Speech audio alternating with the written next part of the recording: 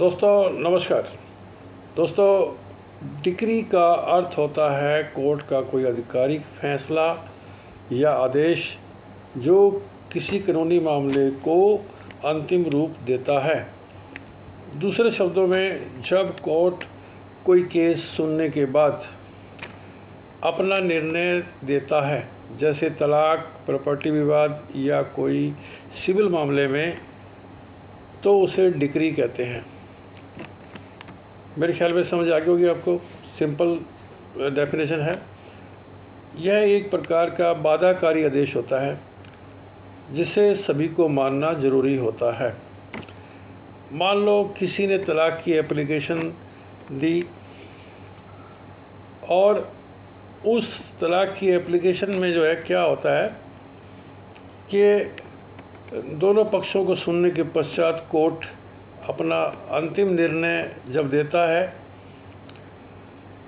तो उसको हम जो है डिक्री कहते हैं कि भाई शादी ख़त्म और अब आप दोनों जो है अलग अलग रास्ते के ऊपर जा सकते हो। तो अब इस तरह से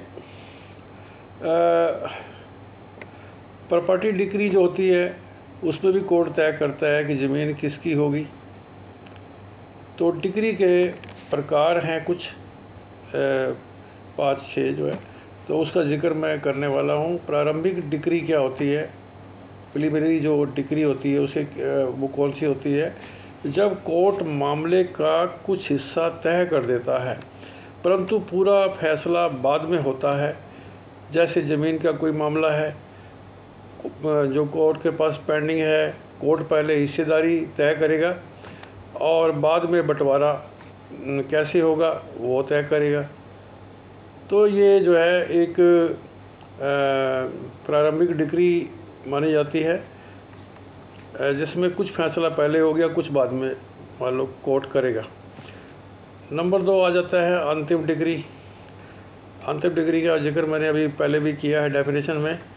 तो कोर्ट का किसी प्रॉपर्टी केस या सिविल केस या फिर तलाक केस के अंदर जो है अंतिम जो फैसला होता है वो अंतिम डिक्री होता है, वो जो सभी को मानना होता है। नंबर 3 आ जाता है आंशिक डिक्री। आंशिक क्या होते हैं?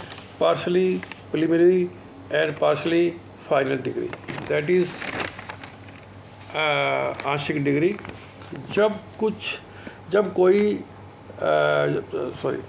जब कोर्ट जो है कुछ मुद्दों पर अंतिम फैसला दे देता है और बाकी सभी मुद्दे बाद में तय करता है, तो उसको हम जो है आंशिक डिक्री बोलते हैं।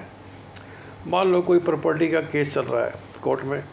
इस केस में प्रॉपर्टी का जो मालिकाना हक तय हो गया है लेकिन बंटवारा बाद में होगा, तो ये एक आंशिक डिक्री होती है।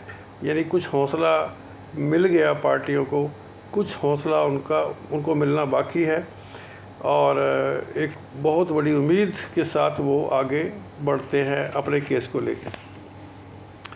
आगे आ जाता है सहमति डिक्री। जब दोनों पक्ष जो है कोर्ट में आपसी सहमति के साथ जो है कोई समझौता कर लेते हैं और तो कोर्ट उसे जो है डिक्री के रूप में जो है वो मंजूर कर देता है, क्योंकि दोनों पार्टियों ने आपस में कॉम्प्रोमाइज़ कर लिया किसी पॉइंट के ऊपर। आगे आ जाता है एक्स पार्ट डिक्री। तो ये क्या होती है? जब एक पक्ष कोर्ट में पेश नहीं होता और कोर्ट जो दूसरा पक्ष जो मौजूद होता है उस वक्त कोर्ट में, उसके पक्ष के अंदर जो है फैसला सुना देता है, और that is a x part decree.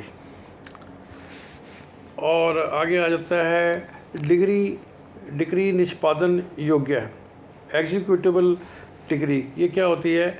जैसे मान लीजिए जैसे डिक्री जैसे कोर्ट के ज़रिए लागू करवाया जा सकता है इस तरह की डिक्री को, जैसे पैसे की वसूली या प्रॉपर्टी का हस्तांतरण, है ना। तो इसके बाद आ जाता है डिक्री जो निष्पादन योग्य नहीं है, नॉन एग्जीक्यूटेबल डिक्री। क्या होती है? ऐसी डिक्री जो सिर्फ अधिकार या स्थिति तय करती है लेकिन उसे सीधे लागू नहीं करवाया जा सकता। तो ये एक तरह की घोषणात्मक डिग्री होती है जिसमें सिर्फ अधिकार की पुष्टि होती है। तो इस प्रकार से दोस्तों मैंने आपको डिग्री और उसके प्रकार के बारे में सब जानकारी दी। उम्मीद है कि आपको मेरी सरल भाषा के अंदर जो है बात समझ में जो है अच्छे से आई होगी। तो अगर अच्छा लगे तो इसको लाइक कीजिएगा ताकि मेरा हौसला बन जाएगा और मैं आगे और भी अच्छा आपके लिए लेके आऊँगा, क्योंकि मैं लेट नाइट तक काम करता हूँ आप सबके लिए। और मेरा एक मिशन है कि मैं अच्छे से अच्छा आपको मैं दे पाऊँ। मेरा मिशन पैसे कमाना नहीं है, मैं बार बार कह रहा हूँ, मैं पिछली वीडियो में बोल रहा था मेरा मिशन पैसे कमाना नहीं है।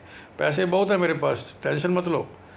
मेरा मिशन है कि अगर मैं किसी को अच्छा दे सकता हूँ तो मैं क्यों ना दूँ।